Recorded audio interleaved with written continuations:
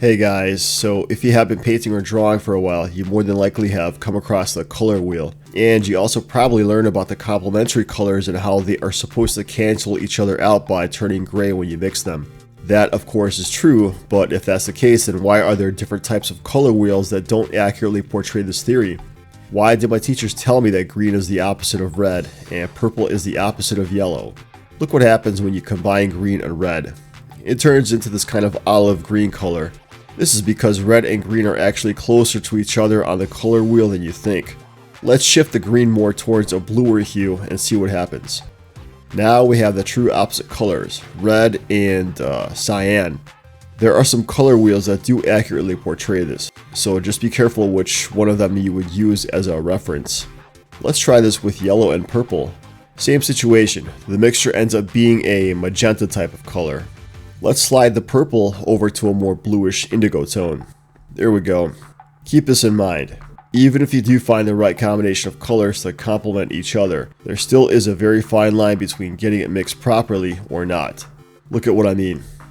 I have the proper complementary colors here, but I still need to adjust the mixture here in order to get the ratio just right. Same thing will happen when you mix the paint together. Now let's check out some actual examples where this can take place in art. This is one of my digital paintings I'm working on right now. Look at all these drawings of random objects in these squares. Why would I do such a thing? Well, things aren't always what they seem.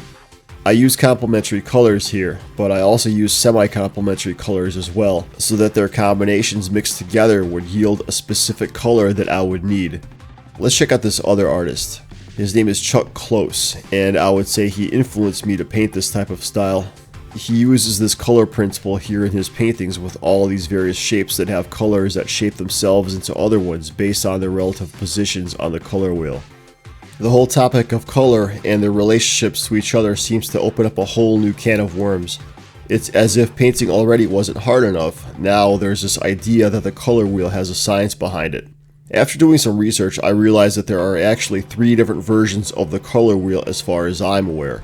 The first version is the one we all were taught in grade school art class. It was formed by Johannes Itten, and so sometimes this version is called the Itten model.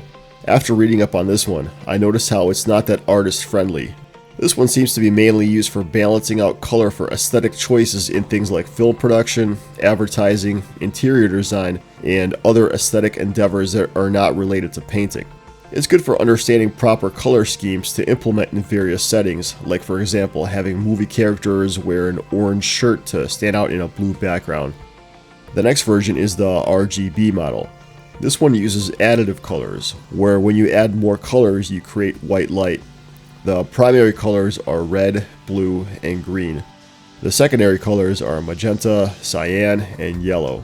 And these are the true complementary colors, just like how I demonstrated earlier. This is the model used where lightning color is produced inside the screen like TVs and computers. Even though this model is used for electronic purposes, it still is more accurate than Itten's model with the complementary colors. The third model is the CMY model, where it's basically an inverted version of the previous one. The primary colors are cyan, magenta, and yellow, while the secondary ones are red, green, and blue. This model is used for printers, and I would recommend this one for artists. The same principles apply here as the previous version, same complementary colors, but it's just a different layout. The colors here are subtractive, so that when you add more of them together they subtract from the white light and theoretically turn black if placed in the proper ratio. So overall, I realize that there is a delicate balance of color to implement the proper way if you want to create a certain effect. This supposed color wheel is actually a cheat code. What I mean is that the true spectrum of color is a narrow set of wavelengths that are not placed in any so-called wheel, but inside a very small part of the electromagnetic spectrum. The reason why complementary colors exist in the first place is because of some type of harmonic resonance that their respective vibrations emit. It's just like with music, with some notes coming together, either creating melodies or dissonance. Even though we do have this knowledge at our fingertips, there are things about art that science cannot explain, like creating something out of inspiration that can speak to somebody in a way that cannot be measured. Color ratios and formulas do help, but ultimately it's up to you to create something that your soul wants to communicate to the world. And so, with that said, I will see you guys next time.